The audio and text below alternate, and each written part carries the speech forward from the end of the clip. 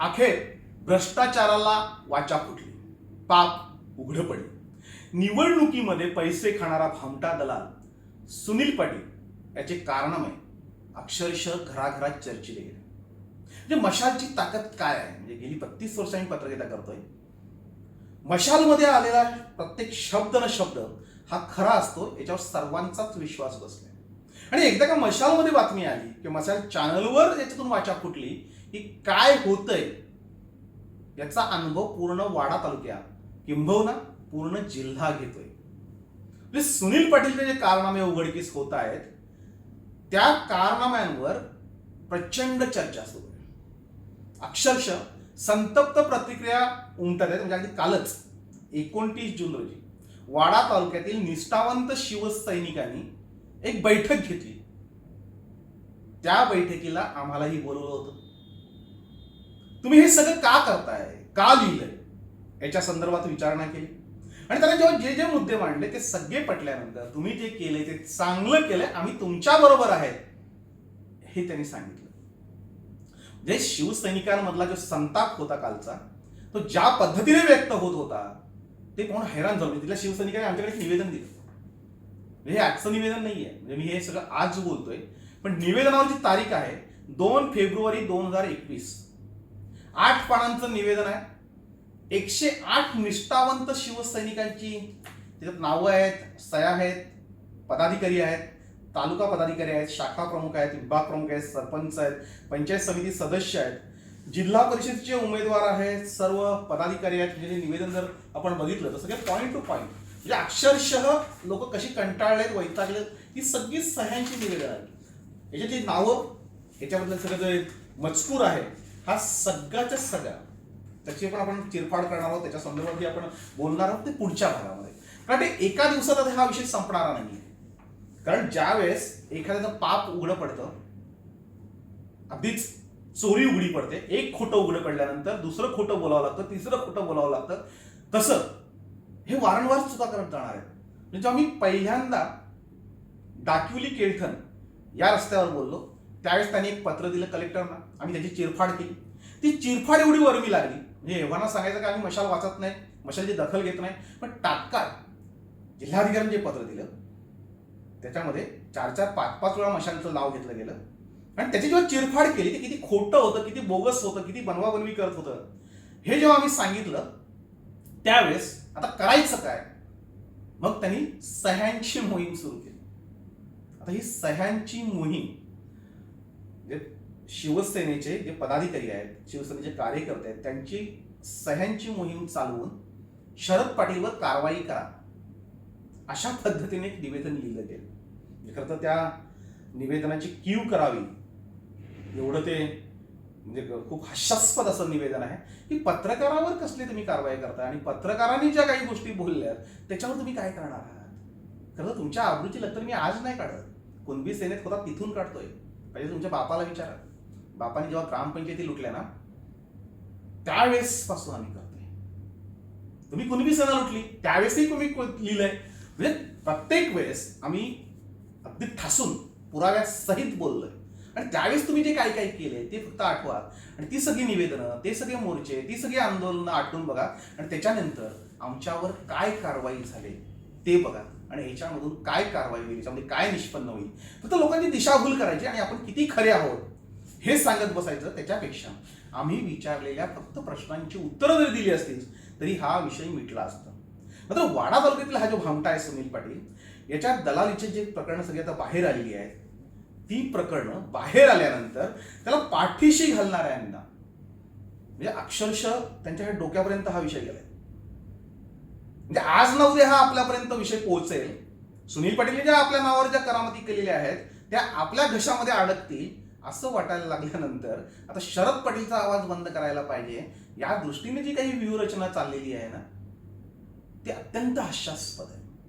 त्याची आम्ही अनेक उदाहरण तुम्हाला देऊ. म्हणजे याच्या आधी ही काय प्रकरणं झाली होती, म्हणजे पहिल्या भागामध्ये आम्ही जो प्रश्न विचारले होते त्याची जरी उत्तरं दिली असती तरी हा विषय भरकटला नसता आणि निष्ठावंत शिवसैनिक आहेत ते जागे झाले नसते. म्हणजे आज निष्ठावंत शिवसैनिकांच्या जे मनात होतं ते सगळं आम्ही बोलून दाखवलंय.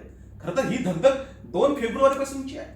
ज्यावेळेस जिल्हा परिषद निवडणुका झाल्या तिथून प्रत्येक जण पेटलेला आहे. त्याच्या आधी म्हणजे कुणबी सेनेची वाट लावून शिवसेनेत आल्यानंतर मानाचं पद दिल्यानंतर, म्हणजे खरं तर मानाचं पद हे का दिलं गेलं तर एकाच गुणावर, भडवेगिरी, दलाली, लुच्चगिरी, लाचारी ही दुसऱ्या कुठल्याही शिवसैनिकांमध्ये नव्हती. म्हणजे सकाळी उठल्यानंतर जाऊन पाय दाबायचे हे कोणताही जो निष्ठावंत आहे किंवा स्वाभिमानी आहे शिवसैनिक तो करणार नाही. हे यांच्या रक्तात आहे. म्हणजे तिथेही त्यांनी हाच प्रकार केला होता कुणबी सेनेमध्ये. म्हणजे विश्वनाथ पाटलांच्या अगदी मांडीवर हे बसायचे, म्हणजे विश्वनाथ पाटलांच्या एकदम जवळचे म्हणून समजले जायचे. पण त्यांनी विश्वनाथ पाटलांच्या जवळ जाऊन विश्वनाथ पाटलांचा जो घात केला तो भयानक होता. आणि तो घात केल्यानंतर त्यांनी जी शिवसेनेमध्ये उडी घेतली आणि इथे येऊन जे सगळे कारनामे केले ते कारनामे करताना आता वाचायचं कसं हा मोठा त्यांना प्रश्न पडलाय. कारण गाठ मशालशी, बुडत्याचा पाय जसा खोलात असतो तसं हे एका मागून एक प्रकरणं किंवा वाच्यता करून ते स्वतःच खोलात जात आहेत. एक खोटं लपवायला दुसरं खोटं बाहेर काढण्याचा प्रयत्न करतायत आणि त्याच्यामध्ये त्यांची वेळही वाया जातो, त्यांची शक्तीही वाया जाते आणि एकदा गेलेली बदनामी ही कधीही भरून येणार नाही. कारण आमचे जे सगळे सबस्क्रायबर आहेत, वर्गणीदार आहेत, म्हणजे 49,000 वर्गणीदार आहेत. आता लवकरच या जुलै महिन्यामध्ये 50,000 ते पूर्ण होतील आणि 48 लाखापर्यंत लोक हे सगळे चॅनल बघतायत. हे घराघरात पोहोचले तुमची बदनामी. मी फक्त 2 प्रश्नांची उत्तर, म्हणजे कालही ते प्रश्न विचारत होतो, आजही तेच प्रश्न विचारतोय. पहिला प्रश्न माझा होता की डाकिवली ते केळठण रस्त्याची भाड कोणी खाल्ली? रस्ता अद्यापपर्यंत का झाला नाही?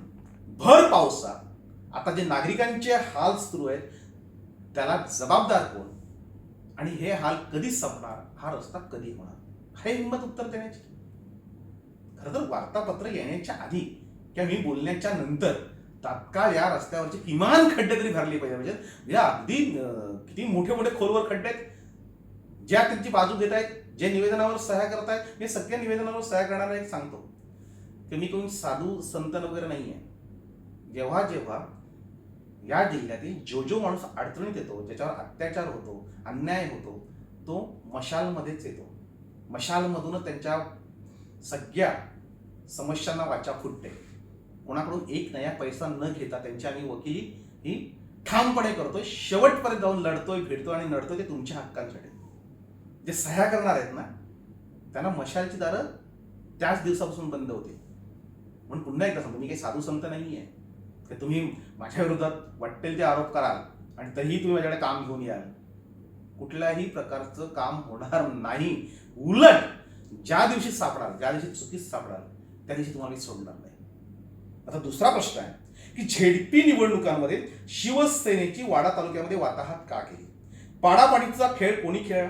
पैसे कोणी खाल्ले? आणि याची चौकशी कधी होणार? हे 2च माझे प्रश्न होते. सुनील पाटलांना 2 आरोप होते, एक तर भ्रष्टाचाराचा होता, एक गद्दारीचा होता. पण दोन्ही प्रश्नांची उत्तर दिली. खरं तर त्या गद्दारीच्या प्रश्नावर त्यांनी मिटिंग लावायला पाहिजे होती, जाहीरपणे लोकांना विचारलं पाहिजे होतं. जे उमेदवार निवडून आले म्हणजे या निवेदनावर पंचायत समितीच्या सदस्यांच्या सहाय्याने जे निवडून आले ते अगदी एक महिला निवडून आलेली आहे, तिच्या मिस्टरांनी त्याच्यावर सांगितले, त्यांनी निवेदनावर सही करून सांगितलं की आमच्याकडून ह्या लोकांनी पैसे खाल्लेले आहेत. म्हणजे तुम्ही जे निवडून आलेत त्यांना आणि जे पडलेले आहेत त्यांना बोलून तात्काळ मीटिंग लावून विचारायला पाहिजे होतं. त्यांना सगळ्यांना आव्हान करायला पाहिजे होतं का मी पैसे खाल्लेत का, मी कोणाकडून पैसे घेतलेत का. ते न करता जे कलेक्टरांना पत्र देणं किंवा आता ज्या प्रकारे सहाय्य करणं हे जे उपद्व्याप चालवलेले आहेत त्या प्रत्येक प्रश्नाचं उत्तर तुम्हाला दिलं जाईल. आणि म्हणून ही मालिका काही आता लवकर थांबणार नाही. जे ह्या गोष्टी करतील त्या प्रत्येक प्रश्नांना आम्ही उत्तर देऊ. कारण आमच्यावर काय कारवाई जी करायची आहे ती तुम्ही बेहद करू शकता. म्हणजे 32 वर्षाच्या पत्रकारितेमध्ये मी कधीही तुम्हाला सापडलेलो नाही, सापडणारही नाही. कारण मला माहिती आहे कसं वागायचं, कसं जगायचं. ज्या दिवशी मी सापडेल, ज्या दिवशी मी चूक करेल त्या दिवशी मी संपलेला असेल हेही मला माहिती आहे. आणि म्हणून तुमच्यासारखी भडवेगिरी आमच्या रक्तामध्ये नाही आहे. आम्ही स्वाभिमानी आहोत, आम्ही कष्टाची कमाई खातोय, पक्षाच्या जीवावर आम्ही जगत नाही. आणि म्हणून कुठल्या कारवाई करायच्या याचं भान ठेवून तुम्ही ही निवेदनं तयार करा. याच्या आधी तुम्ही आंदोलन नाही केली का? त्याचं काय झालं? म्हणजे कुणबी सेनेमध्ये होताना तेव्हा तुम्ही होता तेव्हा आता जसे जिल्हा प्रमुख प्रकाश पाटलांचे कान भरताय ना तसेच कान तुम्ही विश्वनाथ पाटलांचे भरायचे. विश्वनाथ पाटलांच्या अगदी गळ्यातले ताईत बनले होतात. कधी त्यांच्या गळ्याला नख लागलं हे विश्वनाथ पाटलांनाही कळलं नाही. ह्या सगळ्या ज्या गोष्टी आहेत ह्या जेव्हा प्रकाश पाटलांच्या गळ्यात जातील ना तेव्हा प्रकाश पडलांना वाटेल यार आपण चुकीचा माणूस सांभाळला, की अख्खी शिवसेना एका बाजूला आणि एक भडवा एका बाजूला आणि आपण तरी त्याची पाठराखण करतोय. हा काय प्रकार आहे? एकदा तरी आम्हाला विचारलं पाहिजे होतं. त्याच सुनील पाटीलनी माझ्या विरोधात काम भरून विश्वनाथ पाटलांना माझ्या विरुद्ध अनेक वेळा आंदोलन करायला लागले. अख्ख्या तालुक्याला हा इतिहास माहिती आहे. 12 मोर्चे निघाले माझ्या विरोधात. कुणबी सेनेने आतापर्यंत 12 मोर्चे काढले होते.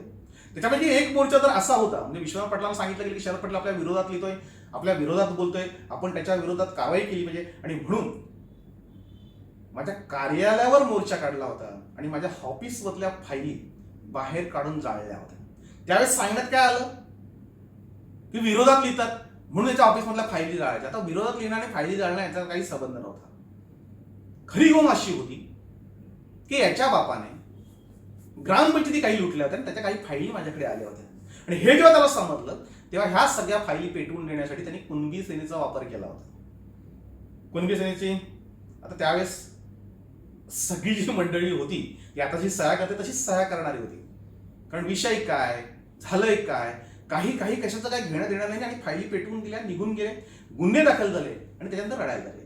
3-4 वर्ष केस चालल्यानंतर हातापाया पडत आले. त्याच्यानंतर मोठ्या मनाने आम्ही केस मागे घेतली, कारण आम्हाला केस करणं किंवा त्याला कोर्टाने त्याला सजा देणं शिकवलं हे आम्हाला अपेक्षित नव्हतं. त्याला कारण असं होतं की आम्ही सातत्याने सांगत होतो की हा सुनील पाटील कुणबी सेना बुडवेल. शेवटी त्यांनी बुडवली आणि त्यांनी पक्ष बदलला. जे आम्ही सांगत होतो, जे आम्ही लिहित होतो ते 100% सत्य ठरलं. म्हणजे अख्खी कुणबी सेना आम्ही अंगावर तेव्हा घेतली होती. आज कुणबी सेना कुठे आहे आणि शरद पटेल कुठे आहे हे जर सुनील पाटील जर तपासावं. तुला कुणबी सेना का सोडावी लागली? आम्ही तर तेच लिहित होतो ना. गुन्हे दाखल झाल्यानंतर, कोर्टात वारंवार फेऱ्या मारायला लागल्यानंतर, ज्या पद्धतीने तुमची रडारड सुरू झाली ना, म्हणजे अक्षरशः तुमची किहू वाटली, आणि त्याच्यानंतर आम्ही ती केस मागे घेतली म्हणून तुम्ही वाचलात. आत्ता नाही वाचणार. तेव्हा वाटलं तुम्हाला की आम्ही फायली पेटवल्या, पण तुमच्या आयडी सांगतो, शरद पाटील आहे. सहसा तुमच्या हाताला पुरावे लागून देणार नाही, आणि आम्हाला जी लोक माहिती देतात त्यांची नावं आम्ही कधीच सांगत नाही. 32 वर्षाचा इतिहास आहे. 32 वर्षाच्या इतिहासामध्ये आम्ही कधीही कोणाचं नाव फोडलेलं नाही. त्या फायली कालही शाबूत होत्या, आजही शाबूत आहेत, आणि म्हणून ठामपणे सांगतोय, ज्या दिवशी टोकाची भूमिका घेईल तेव्हा या वयातही तुमचा बाप जेलमध्ये असेल हे लिहून देतोय. तेव्हा जास्त मस्ती करू नका. ज्या पद्धतीने तुमचं जे राजकारण चाललंय ते तुम्हाला लखलाभ हो. आम्हाला त्या राजकारणाशी काही घेणं देणं नाहीये. ज्या पद्धतीने पैसे खाताय, ज्या पद्धतीने भ्रष्टाचार करताय, ज्या पद्धतीने भडवेगिरी करताय, ही सगळी तुम्हाला लखलाभ. पण हे सगळं करताना तुम्ही कोणाला अंगावर घेताय? ज्याने अख्खी कुणबी सेना अंगावर घेतली. तेव्हा तर तुम्ही मोठमोठ्या पदांवर होतात. तिथे पण तेव्हा एवढ्या मोठ्या पदावर असताना तुम्ही आमचं काय उकडू शकलात? आता काय उकडणार आहे? आणि कोणाच्या जीवावर? कोण आहे तुमच्या बरोबर? त्याची सुरुवात करेन ना, त्याची तुमच्या बरोबर कोणीही राहणार नाही, एवढं तुम्हाला लक्षात राहू द्या. म्हणजे आताही सांगतोय की या प्रकरणाने विश्वनाथ पाटील आणि आमची तुम्ही लावून दिलीत. कुणबी सेना काय आहे, काय होती, हे सगळं लोकांसमोर मांडलं, आणि त्याच्यानंतर कुणबी सेना जेव्हा बुडते ते बघून तुम्ही शिवसेना दिला. आता तेच प्रकार चालू आहे. वाडा तालुक्यातील अख्खी जी शिवसेना आहे ती तुम्ही बुडवणार व्यवस्थित, आणि दुसऱ्या पक्षाची वाट राहणार. कारण तुमचा उद्देश हा फक्त पैसे खाणे. तुम्हाला काही पक्षाशी काही घेणं देणं नाहीये. आता तुमचं जे निवेदनाची सह्या जे चालल्यात ना, तुम्हाला आंदोलन करता येणार नाहीये. कोणत्या मुद्द्यावर आंदोलन करणार? अहो, आंदोलन मुद्द्यावर करायचं असलं तर केलठण डाकविली रस्ता आहे, त्याच्यावर तुम्ही आंदोलन करू शकता. आज लोकांचे हाल कसे सुरू आहेत ते बघा. त्या रस्त्यावर तुमचं आंदोलन होणं अपेक्षित असताना, गावकऱ्यांच्या सह्या घेऊन निवेदन देणं आवश्यक असताना, शिवसैनिकांच्या सह्या घेऊन शरद पाटीलवर कारवाई करा. याच्या आधी किती मोर्चे काढले, किती आंदोलन केली, काय आठवत नाही तुम्हाला? काय झालं त्या आंदोलनांचं? किती वेळा कारवाई झाली माझ्यावर? काय झालं? आणि तरीही हे सगळं करण्याचं नेमकं कारण काय माहित नाही. मी तुम्हाला एक उदाहरण देतो की पक्ष कसा चालतो, जिल्हा प्रमुख निर्णय कसे घेतात. म्हणजे प्रत्येक वेळेस आम्हाला सांगितलं जातं की हा पक्षांच्या विरोधात, मी एकही पक्ष सोडलेला नाही, आणि कुठल्याही पक्षाशी त्यांनी भ्रष्टाचार करणारे जे पक्ष त्याच्याशी माझी बांधिलकी कधीच नसते.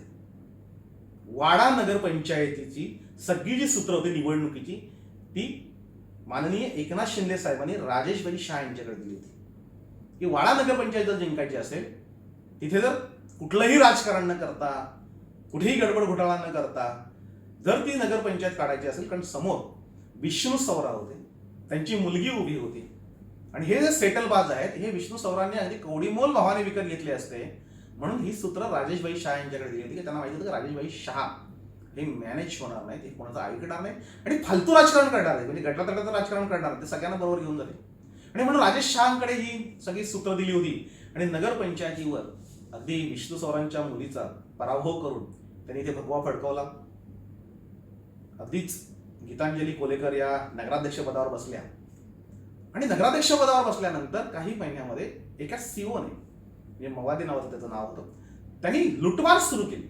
म्हणजे वाडा शहरातील सगळे बिल्डर लुटले, अगदी लहान लहान घरदारांवर घरपट्ट्यांच्या गडबडींमधून पैसे वसूल करायला सुरुवात केली. आणि जेव्हा हे आम्हाला समजलं तेव्हा आम्ही जर शोध घेतला त्यामध्ये लक्षात आलं की शिवसेनेचे काही नगरसेवक ही याच्यामध्ये आहेत. आम्ही आगपाखड केली, अगदी सगळा भ्रष्टाचार बाहेर काढला. हा सगळा भ्रष्टाचार बाहेर काढल्यानंतर शरद पाटील शिवसेनेबद्दल लिहितोय अशी चर्चा सुरू करून काही नगरसेवक राजेशभाई शाह यांना भेटायला गेले. राजेशभाई शाह यांनी एकच प्रश्न त्यांना विचारलाय की शरद पाटीलनी जे लिहिलंय मशालमध्ये, जे चॅनलवर बोललाय, ते खरं आहे का खोटं आहे? आता वाडा नगरपंचायतीचे नगरसेवक हे प्रामाणिक आहे, त्यांना खोटं बोलता येत नाही. म्हणजे ते सुनील पाटलासारखे एवढे मुरलेले भ्रष्टाचारी खोटारडे नाही. त्यांनी सहज सांगितलं नाही ते सगळं खरं आहे. आमच्याकडे शिवोनी सगळ्यांना हे केलंय, सगळ्या बिल्डर लुटले, सगळं केलंय. मग म्हणजे शरद पटेलची तक्रार तुम्ही काय करताय? नाही पण ते शिवसेनेच्या विरोधात बोलताय. मग म्हणजे कोणाच्या विरोधात बोलणार? राजेशभाईंनी सांगितलं तुम्ही कोणाच्या विरोधात बोलणार, म्हणजे त्यावेळेस सगळं वगैरे लिहिलेलं आहे. त्यांनी स्पष्ट त्यांची कान उघडणी केली. काही सगळं तुम्ही थांबवणं गरजेचं होतं. शरद पाटीलला इज्जत घालवत शिवसेनेची तुम्ही इज्जत घालवताय, कारण वाड्यातल्या प्रत्येक घराघरात माहिती आहे की बिल्डरांची लुटमार कशी चालू आहे आणि हा तुमचा जो सीओ आहे तो काय करतोय आणि नगरसेवक कसे पैसे वाटून घेणार आहेत, हे सगळं वाड्या शहरामध्ये माहिती आहे. ते आमच्यापर्यंतही पोहोचलेलं आहे. मी काही झापडं लावून बसलेलो नाहीये. मी शिवसेनेचा जिल्हा प्रमुख आहे, त्याच्यामुळे तुम्हाला पाठीशी घालण्याचा प्रश्नच येणार नाही. हे सगळं थांबवा. आणि त्याच्यानंतर राजेश भाईंनी तात्काळ मला बोलवलं, मला विचारलं काय झालंय. मी त्यांना सांगितलं ह्या अशा पद्धतीने झाले. तात्काळ त्यांनी शिंदे साहेबांची भेट घडवून दिली, शिंदे साहेबांनी सांगितलं आणि त्याच्यानंतर सीओची बदली झाली. सीओला वाड्यातून हाकललं गेलं. जिल्हा प्रमुख कसा असावा, एखाद्या घटनेची दखल कशी घ्यावी हे राजेश भाईंनी दाखवून दिलंय. आणि त्यावेळेस माझ्या हा चालू झाला होता की शरद पाटील हा शिवसेनेला बदनाम करतोय. आता याच्यामध्ये काय बदनाम करतो? ऑलरेडी अख्ख्या शहरामध्ये बदनामी झाली होती. तुम्हाला निवडून दिले लोकांनी, विष्णू सवराची मुलगी पाडून तुम्हाला सत्तेवर बसवलंय आणि जो शिवा अख्खी नगरपंचायत लुटतोय, तुम्ही एका शब्दाने बोलायचं नाही.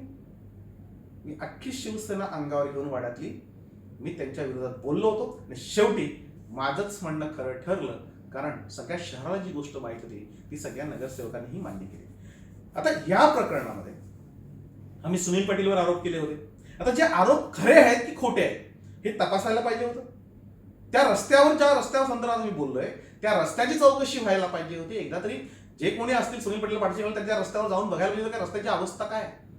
आणि एवढ्या वर्षात आपण रस्त्यातला एकही खड्डा का भरू शकलो नाही, आणि तरीही रस्त्याच्या खड्ड्याची बिलं निघतात कशी, पुन्हा 3 कोटीचं टेंडर निघतंय कसं, म्हणजे हा नेमका काय प्रकार आहे. शरद पाटीलचं सुनील पाटीलला गद्दार बोलतो, त्यांनी काय गद्दारी केली एकदा विचारायला पाहिजे होतं. पण ते न विचारता शरद पाटील यांच्या विरोधात सह्यांची मोहीम राबवा, त्याचा आपण आवाज बंद करू. स्वप्नात आहात तुम्ही. माझा आवाज बंद करायला पुढचा जन्म घ्यावा लागेल. हो, अख्खी शिवसेना नखापासून ते केसापर्यंत मला माहिती आहे आणि तुम्ही काय आहे तेही मला माहिती आहे. त्याच्यामुळे तो जो प्रकार आहे तो करण्यापेक्षा सुनील पाटीलला थांबवलं असतं, त्याला जर विचारलं असतं, पण ते विचारलं जाणार नाही. त्याचं कारण असं आहे की ह्या सगळ्या गोष्टी त्यांना माहिती आहेत. पुढचं एक आणखीन उदाहरण देतो. म्हणजे शिवसेनेची बदनामी कशी होते आणि शिवसेनेची बदनामी नेमकी कोण करतो याचं उत्तम उदाहरण दुसरं एक आहे. म्हणजे वाडा ग्रामपंचायतीमध्ये शिवसेनेची सत्ता आली. उपसरपंच पदावर संदीप पवार बसले आणि संदीप पवार बसल्यानंतर आम्ही ग्रामपंचायतीमध्ये जे जे काय चाललं ते आमच्या वृत्तपत्रामधून लिहायला सुरुवात केली. ते सगळं लिहिल्यानंतर संदीप पवार आणि सगळ्या ग्रामपंचायत त्या सगळ्या लोकांनी जाऊन दिघे साहेबांकडे तक्रार केली. दिघे साहेबांकडे तक्रार केल्यानंतर दिघे साहेबांनी मला बोलवलं आणि त्यांनी विचारलं की हा काय प्रकार आहे. त्यांनी तुझ्या विरोधात निवेदन दिलंय. मी सांगितलं मग हे माझं निवेदन, माझ्याबद्दल 3 प्रश्न आहेत. का हा निधी कुठे गेला, आणि हा निधी जर खर्च झाला असेल तर हे काम झालंय का? साहेबांनी त्यांना विचारलं. त्यांनी सांगितलं नाही काम काम राहिलंय. म्हणजे काम राहिलं मग बिल का निघालं? 3 प्रश्न विचारले. तिन्ही प्रश्नांची उत्तरं दिल्यानंतर दिघे साहेब बोलले. दिघे साहेबांचा त्यावेळेचा शब्द आहे, त्यावेळेस निष्ठावंत शिवसैनिकांना सगळ्यांना आनंद आश्रमात बोलवलं होतं आणि त्यांना सगळ्यांना विचारलं होतं की नेमकं वाडा ग्रामपंचायतीमध्ये काय चाललंय. आणि ते सगळ्यांनी सांगितलं की शरद पाटील जे लिहिले ते सगळं खरं आहे, पण प्रॉब्लेम हा आहे तर शिवसेनेच्या विरुद्ध लिहितोय. मग दिघे साहेब बोलले मग कोणाच्या विरुद्ध लिहिणार? सत्ता कोणाची आहे? शिवसेनेचीच आहे ना. हा भ्रष्टाचार थांबावा म्हणून त्यांनी दिलंय. आणि दुसरा एक त्यांनी सांगितलं की आता तुम्ही ही तक्रार करून किंवा माझ्याकडे येऊन नेमकं तुम्ही काय साधलं? पत्रकाराचं म्हणजे खूप चांगला शब्द वापरलाय. त्यांनी सांगितलं नाहीतरी आता सगळं तुम्ही थांबवा, नाहीतर तुम्ही काय पत्रकारांची झाटा उपटणार आहेत. हे दिघे साहेबांची ह्या भाषेत त्यांना बोलले होते. तुम्ही काय उखडणार आहेत त्याची? त्यांनी जे लिहिलं ते खरं आहे, मग शांत बसा, चुका सुधारा. आणि त्यावेळेस साहेबांनी त्यांना झापलं होतं. त्यावेळेस दिघे साहेब जिल्हा प्रमुख होते. तिसरं उदाहरण देते. एकदा एका प्रकरणात वाद आमच्या टोकाला गेला होता. म्हणजे पंचायत समितीमध्ये शिवसेनेची सत्ता आली होती. वाडा पंचायत समितीमध्ये अगदी माझ्या घरातूनच सगळी राजकारणाची सूत्र बरीचशी हल्ली होती. अगदी कार्यालयही माझ्याकडेच होतं, पेपरही माझ्याच माध्यमातून हे होतं. अगदी सभापती उपसभापती नेमणुकाही दिघे साहेबांच्या सांगण्यावरून कोणाचे फोन कुठे सगळा इतिहास त्यांना माहिती आहे. गजानन पाटील उपसभापतीवर पदावर बसले आणि त्याच्यानंतर त्या पंचायत समितीमधला एक भ्रष्टाचार मी रोज प्रत्येक आठवड्याला काढत होतो. जेजुरकर नावाचे व्हिडिओ होते. भ्रष्टाचार हा लिकेज होता कसा, जातो कसा, शरपडलेले कागदपत्र जातात कशी, याची शोधाशोध सुरू केली. शेवटी तरी कंटाळल्या आणि दिघे साहेब यांच्या मर्जीतले खास गजानन पाटील होते. गजानन पाटील हे थेट दिघे साहेबांना जाऊन भेटले. सांगितलं शरद पाटील आम्हाला बदनाम करतोय. पुन्हा तोच फॉर्म्युला, शरद पाटीलनी हे सगळं केलंय ते चुकीचं आहे का? साहेबांनी स्पष्ट विचारलं. ते सांगितलं नाही साहेब, मग आता राजीनामा घ्या. म्हणजे दिघे साहेब, आता गजानन पाटील हे तसे ज्येष्ठ शिवसैनिक, म्हणजे आत्ताची जी सगळी मंडळी जी आहे ना, त्यांच्या नखाची पण म्हणजे त्यांना गजानन पाटलाच्या नखाचीही सर नाही आहे. त्यावेळची जी शिवसेना होती ती आणि आत्ताची शिवसेनेतले काही पदाधिकारी, अनेक निष्ठावंत शिवसैनिक आजही चांगलं काम करत आहेत.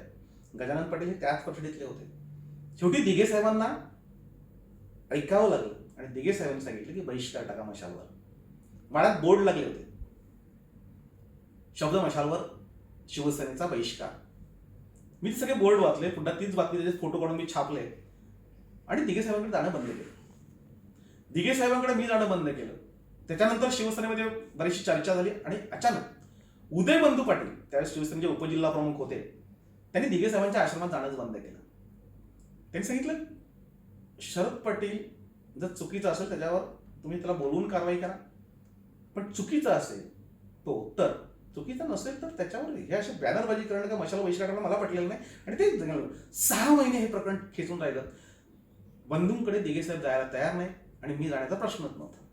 शेवटी आमचे एक मित्र आहेत हेमंत जोशी, म्हणजे आधी दिघे साहेबांनी अनेक पत्रकारांना सांगून बघितलंय, अरे बघ तो जास्त त्याला माज आहे, त्याला सांग विषय सोडून दे. मी काही कोणाचं ऐकलं नाही. पण शेवटी हेमंत जोशी म्हणून आहे, त्यावेळेस मर्मभेद पेपर होता, आता त्यांचा ऑफ दी रेकॉर्ड हा पेपर आहे आणि मोठे पत्रकार मुंबईमध्ये दिघे साहेबांचे ते खासम खास होते. दिघे साहेबांनी त्यांना सांगितलं हेमंत जोशींना, अरे त्या एकट्यामुळं तिथे शिवसेनेची गडबड होऊ लागले, उदयबंधू पाटीलकडे यायला तयार नाही, ते मशालची सगळं रोज आग होतोय, काय त्याला नीट समजाव, फुकट मार खाईल. त्याने सांगितलं साहेब तो मार खायच्या तयारीतच आहे, त्याला सगळं कळून चुकलेलं आहे, पण तरी मी त्याशी बोलतो. आता हेमंत जोशी हे आमचे चांगले मित्र होते. त्याच्या आधी बऱ्याचशा पत्रकारांना सांगितलं, कैलाश महापती असतील, अनिल ठाणेकर असतील, दीपक दळवी असतील, हे सगळ्यांना सांगून दिलं होतं. अनिल छत्तेही त्याच्यामध्ये.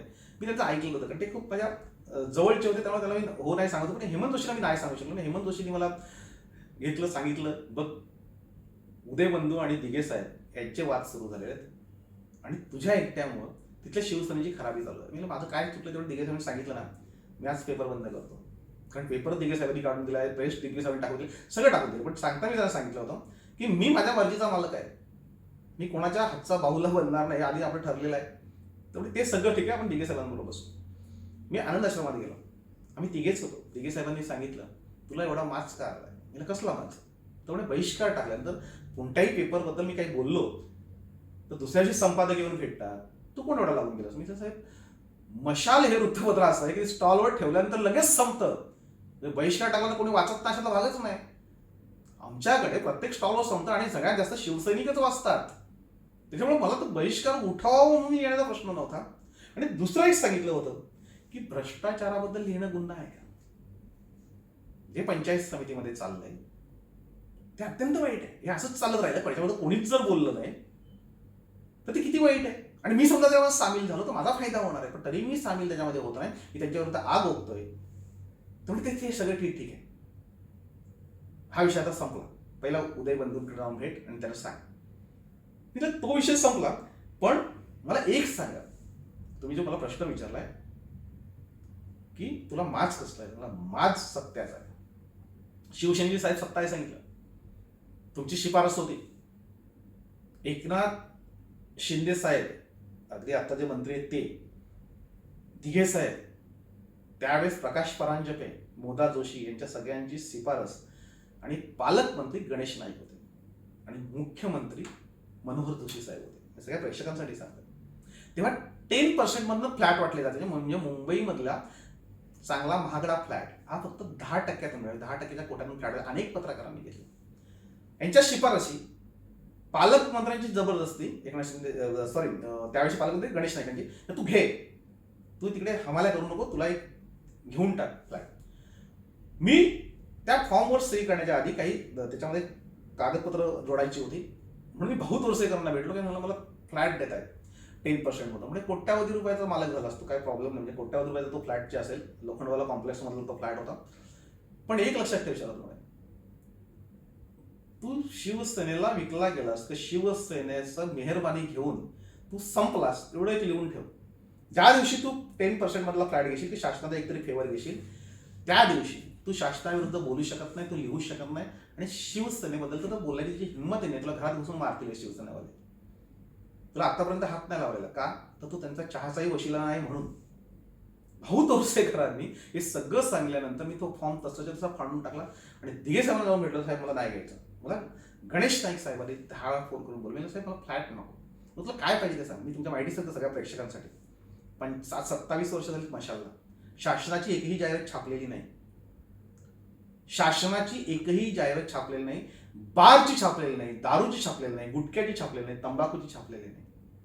कोणत्याही चुकीच्या जाहिरात छापल्या. शासनाकडे एकही फेवर न घेणारा एकमेव पत्रकार मी असेल की कुठलाच फेवर मागायला गेलो, म्हणजे आता पण सत्ता आहे, कुठलंच पद मागायला गेलो. आता हे सांगतात कारवाई करतात, कशी काय कारवाई करणार, मला हाच मोठा प्रश्न पडलाय. म्हणजे आमच्याकडे नगरपंचायत आहे वाड्याची, त्यांनी मला नोटीस पाठवले की पाणीपट्टी भरा नाही तर तुमचा नळ कापण्यात येईल.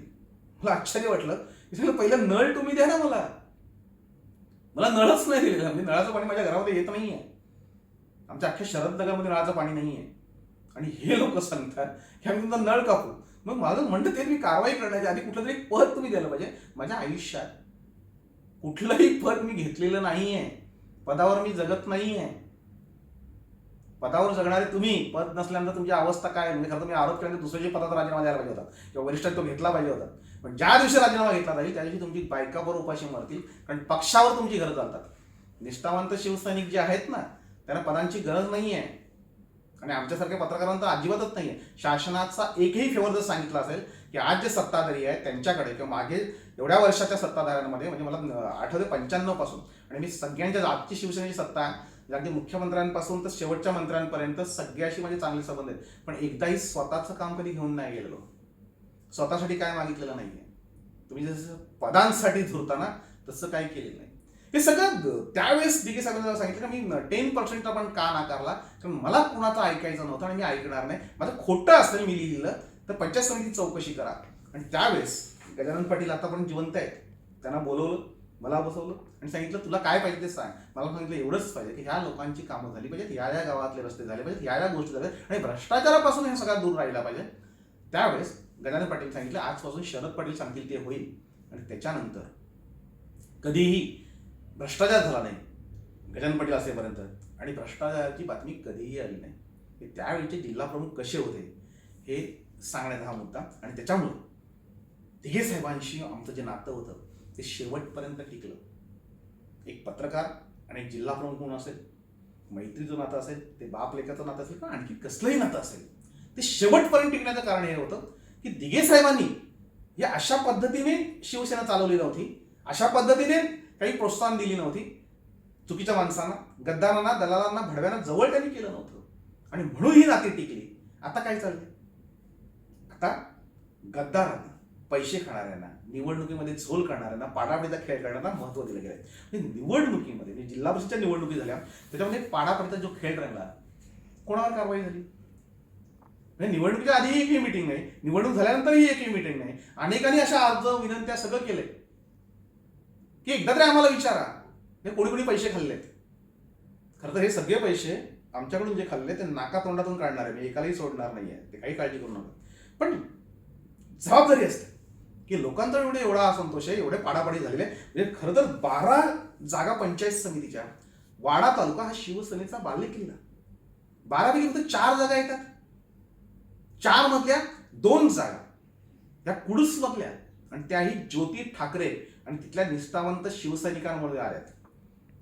त्यात या सुनील पाटील वगैरे या भडव्यांमुळे जर आले असते ना, तर पहिला सभापती कुडूसचा बसला असता.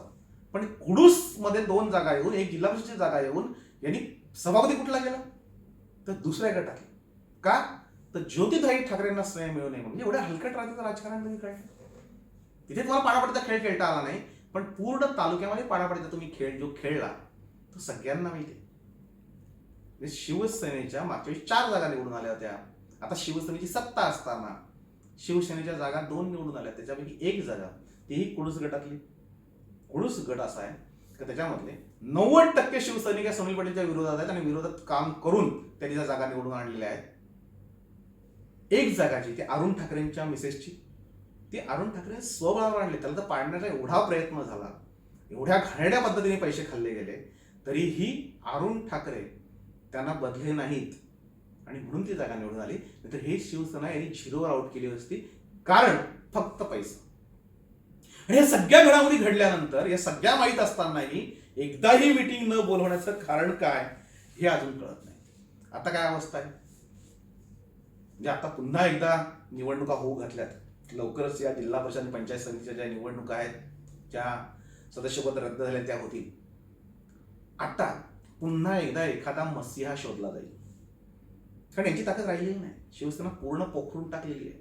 ज्या पद्धतीने पदं वाटलीत, ज्या पद्धतीने शिवसेना चालली, ती अत्यंत घाणेरड्या पद्धतीने चाललेली आहे, आणि त्याच्यासाठी जे सगळं चव्हाट्यावर येऊ नये म्हणून आमचा आवाज दाबण्याचा प्रयत्न होतोय तो चुकीचा आहे. आता तुम्हाला पर्याय नाही, मी आधीच भविष्य सांगतो यांचं, की यांना पुन्हा एकदा पैसे खायचे आहेत, आणि म्हणून निलेश सांबरेंसारखा कोणतरी शोधला जाईल, त्याला शिवसेनेमध्ये घेतलं जाईल, शिवसेनेनं तिकीट दिलं जाईल, त्याच्यात जबाबदारी दिली जाईल की तुम्ही हे सगळ्या निवडून आणा. कारण ते राष्ट्रवादीच्या मागे निवडून आणल्या होत्या. कशा निवडून आणल्या? ह्याच लोकांना विकत घेऊन. वाडा तालुक्यामध्ये राष्ट्रवादी नसताना राष्ट्रवादीच्या ज्या सीट निवडून येत असतील आणि शिवसेनेच्या पडत असतील, याचं कारण काय? कोणाच्या तोंडांमध्ये नोटांची पुडकी या निलेश सांबरेंनी कोंबली होती सगळ्यांना माहिती आहे. निलेश सांबरेंचं खास समर्थन करणारे कोण आहेत? एकीकडे निलेश सांबरेंना शिव्या द्यायच्या. म्हणजे आत्ता एक बैठक झाली PWD ऑफिसमध्ये, PWD कार्यालयाच्या तिथे एक बैठक झाली शिवसेना आणि राष्ट्रवादीची. त्याला हा सुनील पाटीलही होता, यांनीच बैठक बोलवली होती राष्ट्रवादीने. निलेश सांबरेंना विरोध करायचा, निलेश सांबरेंना तिकीट दिल्यानंतर सगळ्यांनी एकत्र हो निलेश सांबरेंची वाट लावायची, आणि दुसरीकडे जाऊन निलेश सांबरेंची सेटलमेंट केली. म्हणजे बार्गेनिंग पॉवर वाढवण्यासाठी. बघ तुला शिवसेना किती विरोध आहे, तरी तुला आम्ही शिवसेनेमध्ये घेतोय. ही जी बार्गेनिंग पॉवर आहे ना, ही सगळ्या लोकांना कळते. एकीकडे शिवसेनेमधून निलेश सांबरेंना विरोध दाखवायचा आणि त्याच्याच पैशावर आपली घरं भरायची, हे धंदे वेळीच बंद करा. आता लोकांना सगळं माहित होतंय. तुम्ही निलेश सांबरेला घेऊन जर निवडणुका जिंकणार असाल, मग तुमचं अस्तित्व काय? तुम्ही नेमकं काय करताय? म्हणजे आता ज्या गोष्टी चालल्यात, ही जी लुटालूट सुरू आहे, ही लुटालूट थांबावी म्हणून आमचा प्रयत्न आहे. म्हणजे आम्ही कुठल्याही शिवसेनेच्या विरोधात बोलत नाही. कुठल्याही शिवसेने आमचा विरोध जो आहे तो ज्या पद्धतीने शिवसेना या लोकांनी संपवायला लावलेला त्या पद्धतीला आहे. किती शिवसैनिक गप्प आहेत, किती निष्ठावंत शिवसैनिकांची वाट लावले, कोणाला काय मिळालं नको त्यांना. म्हणजे बाहेरून आलेल्यांना पद, जे राष्ट्रवादीच्या गोटातून, म्हणजे निलेश सांबरेंनी पत्र दिलं, राष्ट्रवादीचा माणूस शिवसेनेतून उभा राहिला, त्याच्यानंतर त्याला लगेच उपतालुका प्रमुख दिलं, त्याच्यानंतर लगेच त्याला उपसभापती पद दिलं. म्हणजे शिवसेनेवाले जे निवडून आलेले होते त्यांचं काय? हे प्रश्न विचारायचे नाहीत? निष्ठावंत शिवसैनिक आज जे चिडले आहेत, भडकले आहेत, ते निवेदन देत आहेत, त्यांचा आवाज दाबला जाईल, मला माहिती आहे. जोपर्यंत तुम्हाला पाठशी घालणारे आहेत आणि त्यांचे डोळे उघडणार नाहीत तोपर्यंत निष्ठावंतांना दाबलं जाईल, पण त्याचा त्रास आज शिवसेनेला होईल. शिवसेनेच्या विरोधात आम्ही नाही बोलत, आज संपूर्ण तालुका आता बोलतोय, निष्ठावंत शिवसैनिक बोलतात आणि त्याची निवेदनं पोहोचले. आणि म्हणून तुम्ही जो खेळ खेळताय ना, तो खरं तर थांबवायला हवा होता, पण आम्ही थांबवण्याचा प्रश्नच येत नाही आता, कारण तुम्ही रोज एक चुकी करणार आहात आम्हाला माहिती आहे. आणि म्हणून पुन्हा एकदा सांगतोय, हे सगळी निवेदनं देऊन, या सगळ्या गोष्टी आपण करून तुम्ही जी मोहीम चालवलेली आहे शरद पाटील यांच्यावर कारवाई करण्याची, मी दिघे साहेबांच्या भाषेत पुन्हा एकदा सांगतोय की पत्रकाराचे तुम्ही काही छाटा उपटणार आहेत, काय कारवाई करणार आहात? कालही मी संपादक होतो, आजही संपादक आहे आणि मरेपर्यंत संपादक राहणार आहे. तुमची पदं आज आहेत आणि उद्या नाहीत.